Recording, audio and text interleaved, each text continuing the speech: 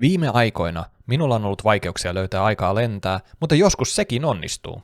Pääsin nimittäin yhden päivän aikana lentämään peräti 3 eri paikkaan, ja jokainen niistä oli hyvin erilainen. Nyt päästään katsomaan lentoa niin autiolla parkkipaikalla, hylätyllä rakennusalueella eli bandolla, ja lopuksi vielä sisätiloissa tehtävää kisalentoa. Me ollaan tänään Samin kanssa lentämässä ja Samilla on tää Nazguli, joka on kehuttu ehkä parhaaksi Bind and Fly kopuksi, minkä voi ostaa. Tai tokihan se voi itsekin rakentaa, mutta Sami taisi kyllä ostaa se ihan Bind and Flyna.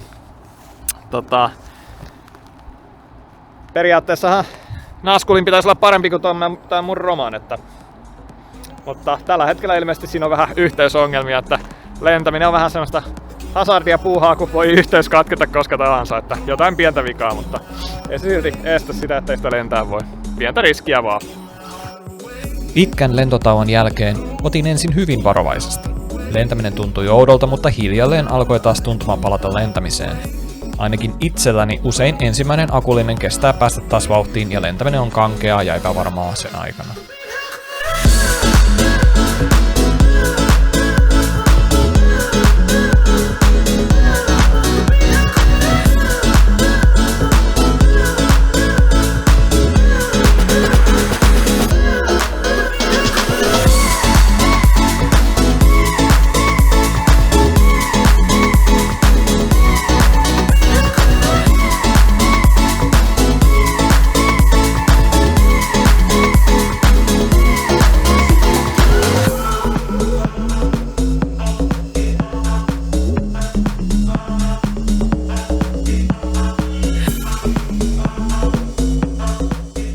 Samikin onnistui mätiflippiä yrittäessään tuhoamaan dronensa antennin, eikä sopivaa vara-antennia sattunut olemaan matkassa, joten päätimme tässä kohtaa lähteä seuraavaan paikkaan.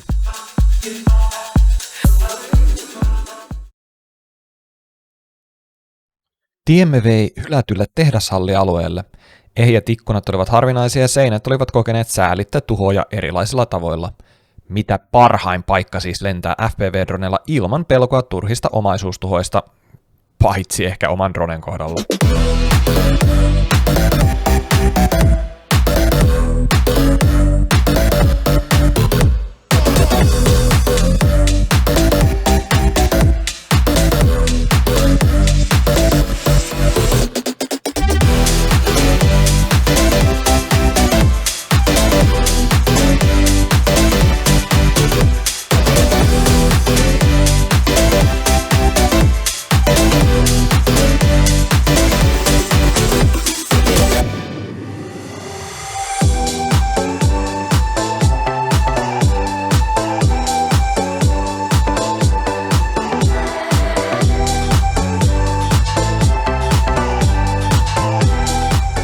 Tämä Bando oli minulle aivan uusi tuttavuus, ja tämä kerta meni lähinnä paikan opettelussa. Ensi kerralla sitten voikin yrittää vaikeampia temppuja. Akut kävivät jo vähiin, ja kuvittelin lentopäivän olevan pulkassa, mutta toisin sitten kävi.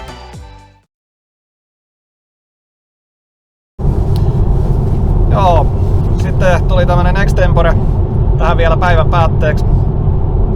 Ei riittänyt. Yksi parkkis ja yksi Bando tälle päivälle piti päästä lentää lisää, joten nyt mennään Hämeenlinnaan.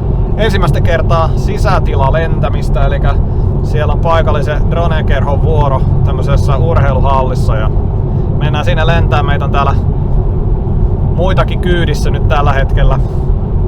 Ja yhdessä sitten katsotaan, että kuinka monta kopua rikotaan. Hieman kyllä jännitti, sillä paikalle oli tulossa FPV-kisalentäjien parhaimmistoa. Ja sinne huippupilottien sekaan puski sitten allekirjoittanut freestyle-dronellaan sekoilemaan.